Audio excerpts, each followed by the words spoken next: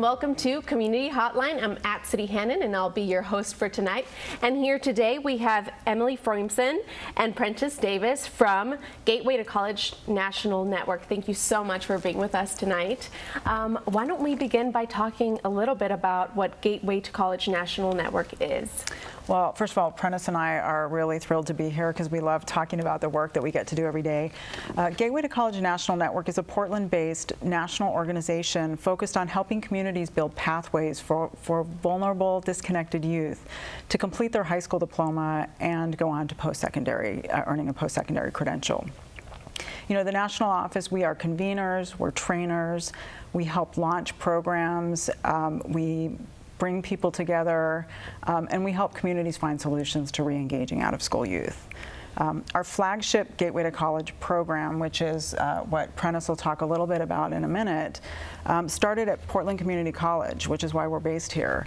The program was started nearly 2 decades ago, and it caught the attention of a national funder who wanted the program to be replicated around the country. And that spawned the launch of the national network, the national organization. And over a decade or so, we launched nearly, we have 35 programs now in nearly 20 states around the country. Wow. We have now, over the last couple years, extended our work. We're working a lot more deeply here in our home state of Oregon, and we're excited to talk more about the things that we're getting to do in Oregon because, as your viewers probably know, Oregon needs to do some work around improving educational attainment, improving high school graduation rates, and making sure that we have a prepared workforce. Absolutely. And Prentice, did you want to talk a little bit about Gateway to College program model? Absolutely. So the Gateway to College program model targets students who are, let's just say, overaged and undercredited, and so typically are behind in credits for their age and grade level. Students are generally between 16 and 20 years old. This program takes place on a community college campus, and so students are enrolled in developmental level classes, which account for not only high school credits, but college credits as well. I think one of the important factors about Gateway to College is that students receive one-on-one support from a dedicated coach or resource specialist, and that person is there as an advisor, you know, to pick them up when they're feeling a little bit down, but also they play an important role to connecting students to resources both in the community as well as on campus to help them eliminate barriers so that they can be successful. Students complete the program once they've earned enough credits to satisfy their high school diploma requirements. And what do you feel makes this program special and unique to other alternative programs? I'd say, you know, as I called out, I think that the support that students receive from their coach/resource specialist is really a critical piece. Many of our students don't receive the support that they need to be successful in an educational environment, you know, from their family, in their own homes. So it's important that students have that go-to person. Our standards for our approach to holistic student support are really based on about 5 principles. One is caring relationships. So we've seen that our students oftentimes haven't had meaningful and trusting relationships with adults. the coach in the Gateway to College program model fills that role. Another piece is a safe environment, so students are safe to express themselves and be themselves on that college campus. Another one has to do with using a strengths-based mindset, and so our coaches are well trained with that and help students work through challenges that they face using that strengths-based mindset. Community connections is important as well, which is another part of the concept, and that really has to do with connecting students to, again, resources in the community, but also valuing that student and the community that they come from, and also tapping into those resources. These could be supporters or families or friends, basically those individuals that are part of that student's ecology. We want to be accepting of those folks and engage those as support structures as well. And then finally, using a solution-focused approach, and that's grounded in solution-focused family therapy. The big piece of that has to do with believing that students are essentially the masters of their own destination, and so it's really helping students find the solutions to their answers and recognizing that they're the ones with the answers and we just need to help them find them. And that's great. I think that instills great leadership, and I think it's great that you guys are also focusing on the people that they surround themselves with, which is their family, their friends, because that is going to affect them so much along the way. Absolutely. And you also brought a video along. That's right. Which kind of showcases a little more about the program. Do you want to give us a little premise about the video? Sure. So what we're going to see a little bit in the video is there's a conversation happening between a Gateway to College graduate. This student graduated in 2014, and we brought her back to talk a little bit about what was it that helped her be successful in Gateway to College and also propel her to further post-secondary education. Great. All right, let's take a look. I'm an educator. I'm a faculty at the college, and I am an advisor and a coach.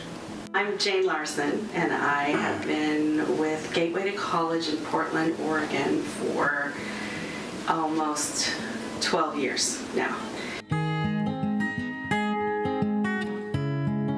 I can tell you about some of the qualities that Jane has that are profound, and there's really not a better way to put that.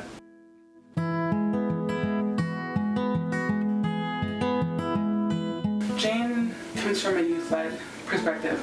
It's all about, where do you want to go? Where do you see yourself? What can I help you with? Jane is able to speak plainly and speak directly about prospects and what to expect. Her ability to communicate from people across so many different backgrounds, that kind of real quality that you can't really rehearse. I don't think I would have found a sense of value without Gateway. I doubt I would have had a career at all.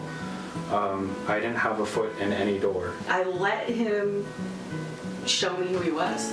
All of that fervor and all of that creativity and all of that genuine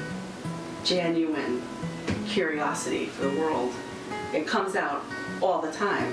I know it sounds contrived, but having someone that actually cares, like I actually felt like I would be missed. For students, the idea of being a college student, being in an adult learning environment, and taking college classes is very motivating. And that attracts a lot of young people who had previously given up on education to come back to school because Gateway to College offers them a path to a future that feels very relevant to them.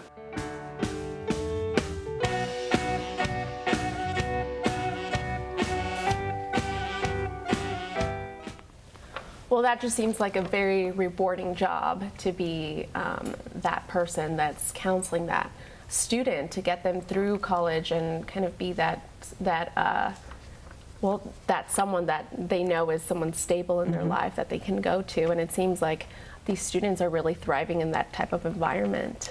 Yeah, and you saw that both of these young people, these were both young people who were at risk of dropping out of high school, had dropped out of high school, and now they've either completed college or in college, and that's pretty extraordinary. I think people don't necessarily have expectations that these young people can thrive in the way that they're doing in Gateway to College. Mm-hmm. So it's you're recognizing that it's not an all size fits all. That's right.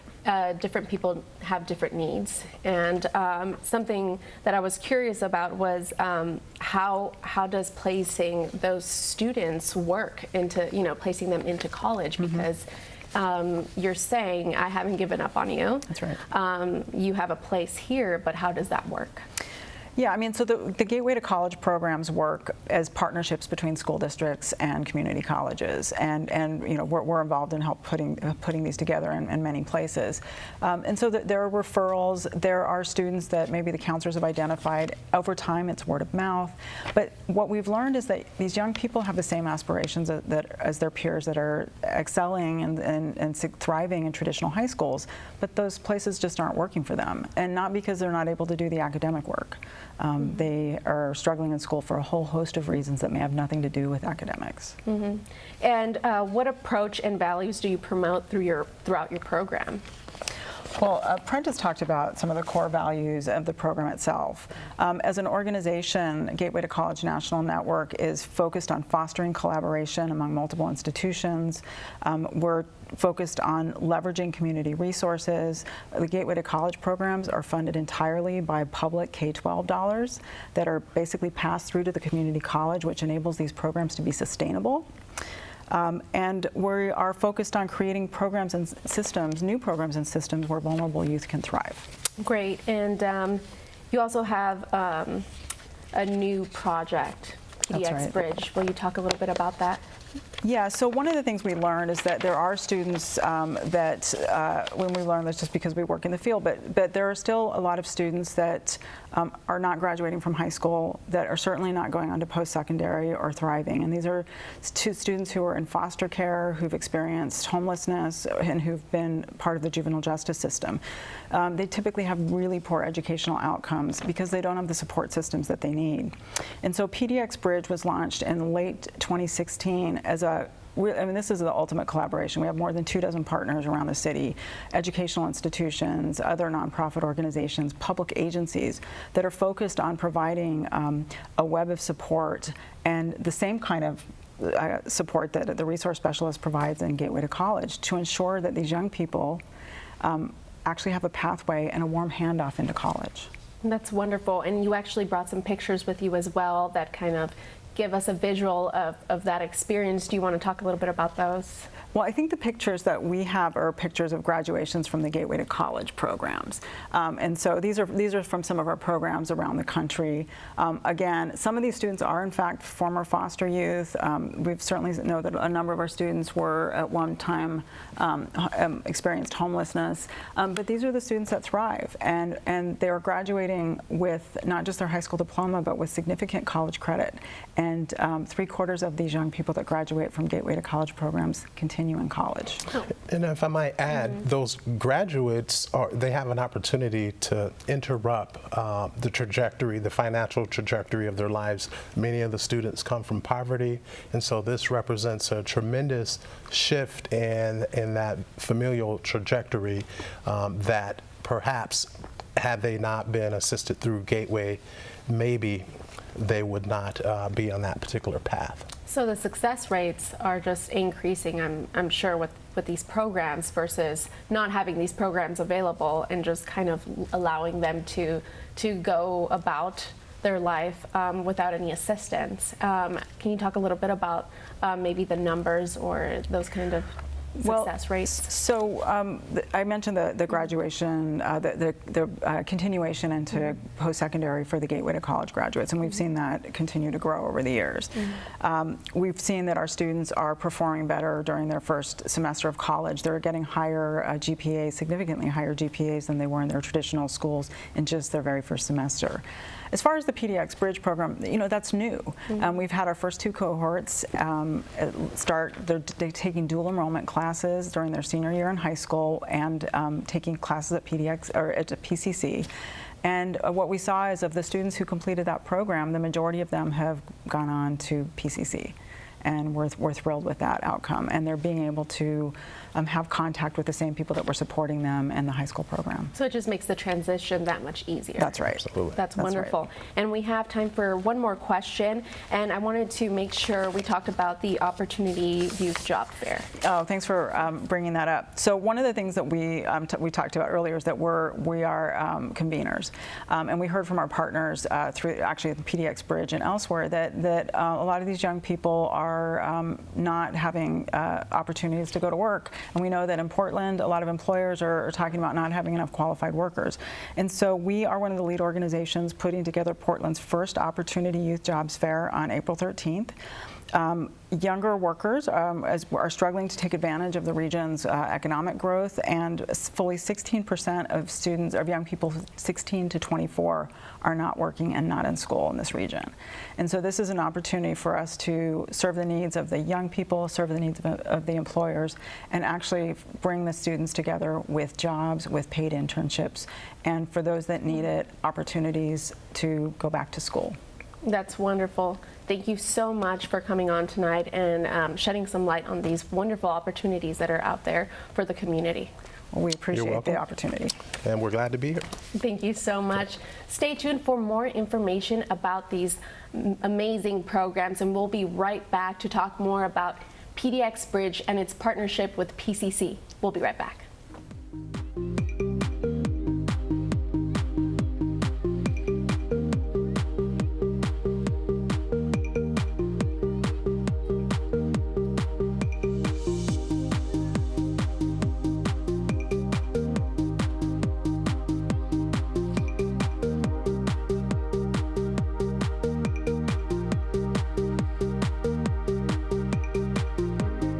Community Hotline is made possible with generous support by Gresham Ford, the dealer with a heart. The Contribute to the Community program provides the opportunity for the Gresham Ford team to make a positive impact, serving their customers and helping people across the community.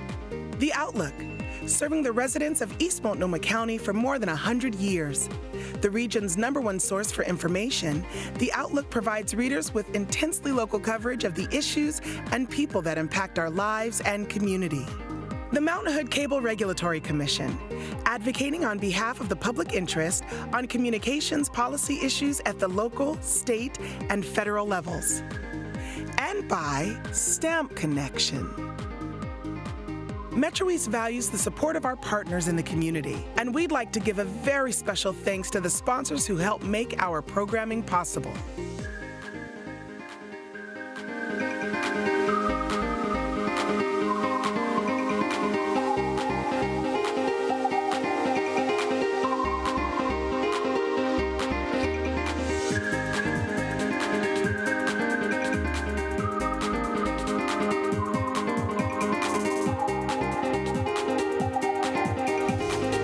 On Community Hotline, we highlight the great work of local nonprofits in our area. And now you can also see us on our live Facebook feed, 7 p.m. every second and fourth Wednesday of the month. So tune in and find out what's going on in your community.